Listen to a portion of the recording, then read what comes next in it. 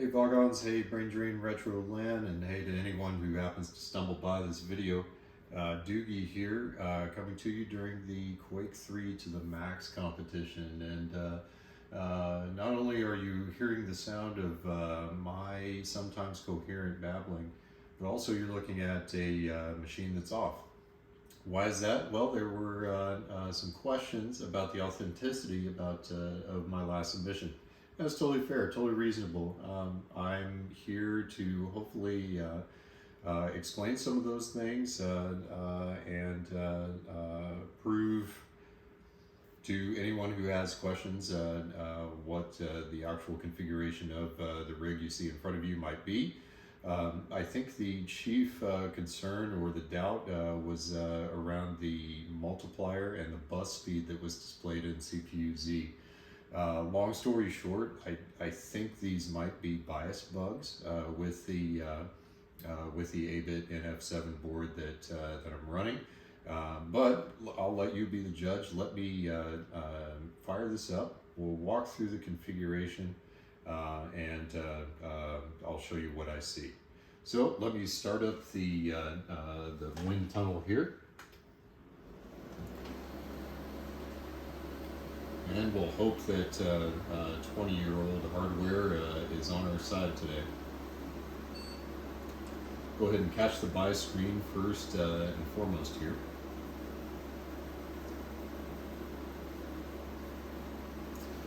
And although these boards, these 8-bit boards were pretty legendary back in the day, and I agree, they are awesome.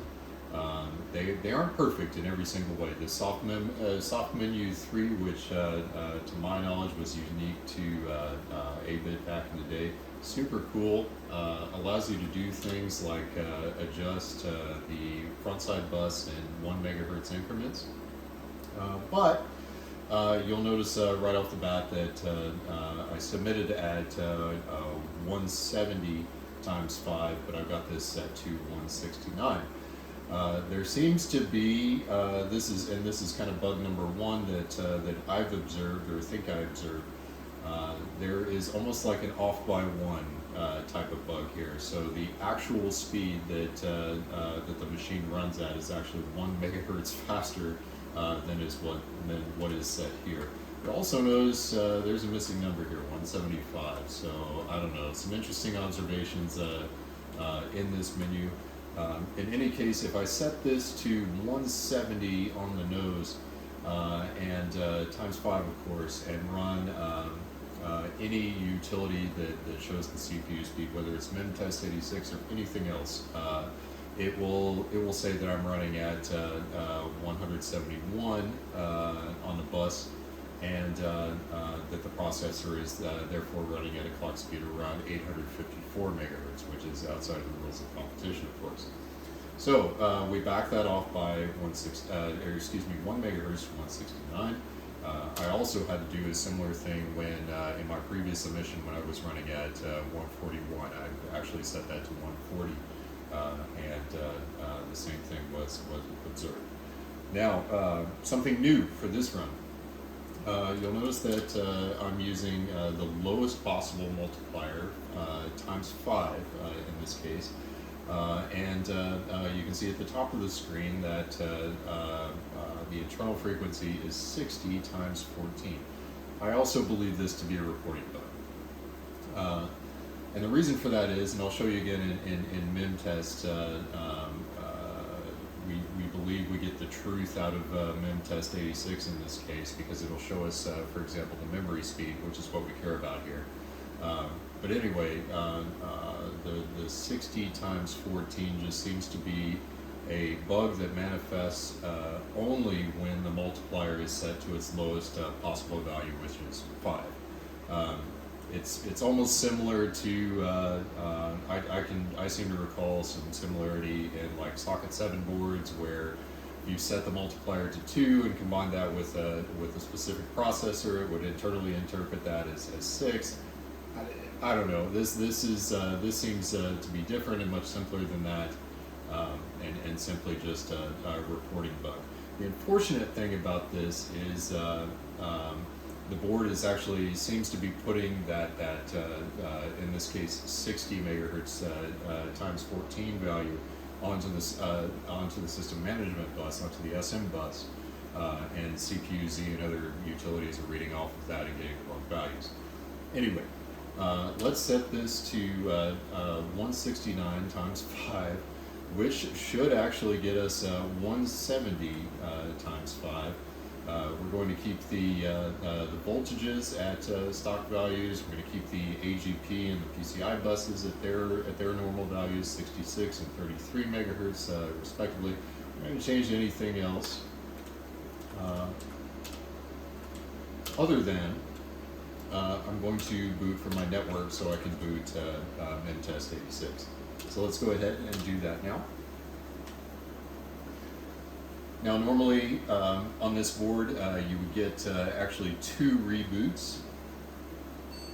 One here where it would be telling us that it's adjusting the frequency, however I haven't changed anything, and I'll certainly go back and validate that again here in this video while we after we get MemTest 86 booted. So just a few moments and we'll go through that.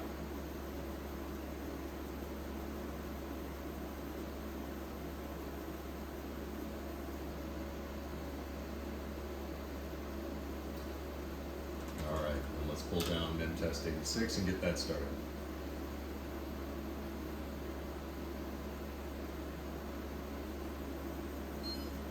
Alright, so like I said, this seems to be like an off by 1 bug in the bias where 169 really means 170, so perfect here. We've got exactly the clock speed that we want, 850 megahertz coming out of the Athlon. And then on the memory side, we've got the maximum allowable speed under the contest, which is 170 megahertz, DDR340, and we've got the right timing, so 2225 with the 64-bit interleaved dual channel, so 128-bit interleaved dual channel. So great, let's go ahead and bail out of this.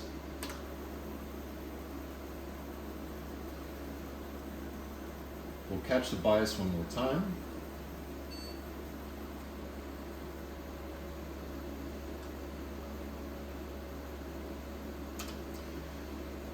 And you'll note that nothing's changed. We're still set to 169 times 5, yet at the top there it's still reporting the wrong frequency values. At least it's consistently wrong. Let's go back and change the boot option to the first hard disk, which is what we want. And while we're here, I'll take a look at the memory timings as well. So the memory runs in sync with the front side bus as you saw, and the timings here match what we saw in MemTest 86 as well. So let's go ahead and save that change to the boot order, reboot, and we'll boot into Windows and do some benchmarks.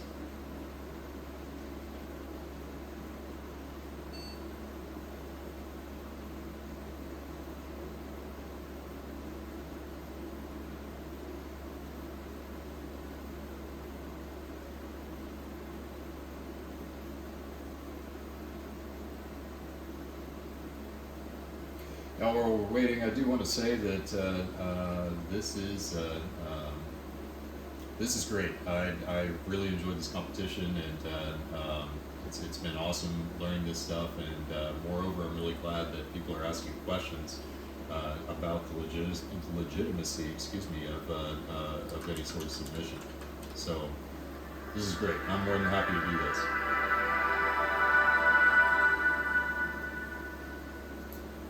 Alright, let's dismiss PowerStrip here and go right to CPU-Z, where I can show you that, well, it's again consistently wrong.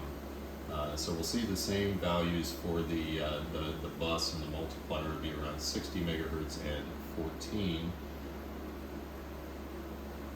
But the core speed is of course 850, just like what we want. So interesting stuff there. Again, like the best thing that I can come up with here is that this is a bias bug, and the bias is putting the wrong values on the system management bus. CPU Z is reading from that SM bus and getting, of course, the wrong values. Just to show that nothing else has changed, we'll go through these pages as well. You'll see that the frequency is wrong here as well. The timings are good, but yeah, the front side bus is still wrong here. Yep, still running the same Corsair memory and the same GeForce 256 DDR that have been running. Just for completeness, we'll hit up the device manager as well. Scroll through that. Same hardware.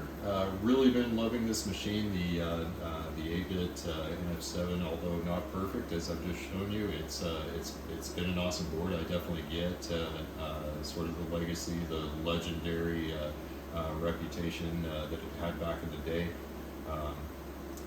Unlike other 8-bit boards, it was manufactured with nice Rubicon caps, so no need to recap it right out of the box.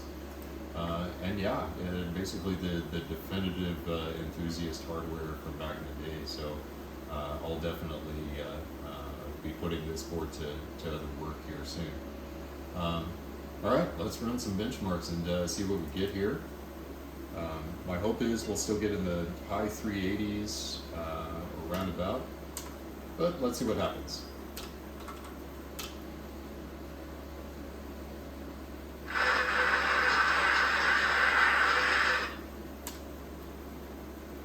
Okay, 390.6, that's not bad. We'll do it again.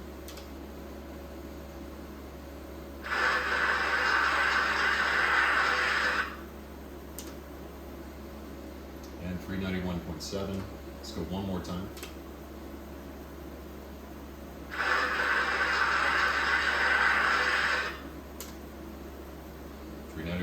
So very, very close to the previous result, you know, within half a frame per second or so, it's great stuff.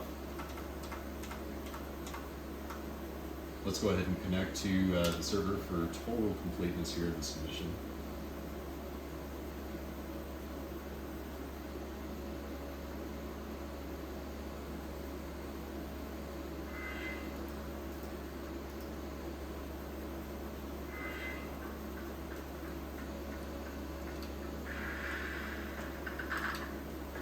And it's great that no one else is on this server because they would almost certainly kick my ass.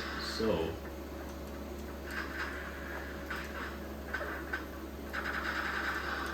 yeah, this is looking good.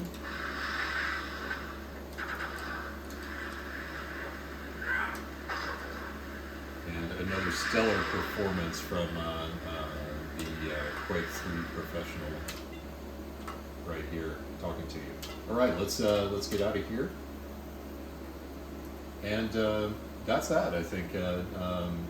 Yeah, the rig is fast. You know, I'm really impressed with the result when you consider that unmodified, this same machine will produce around 102 frames per second on a just a vanilla Quake 3 configuration.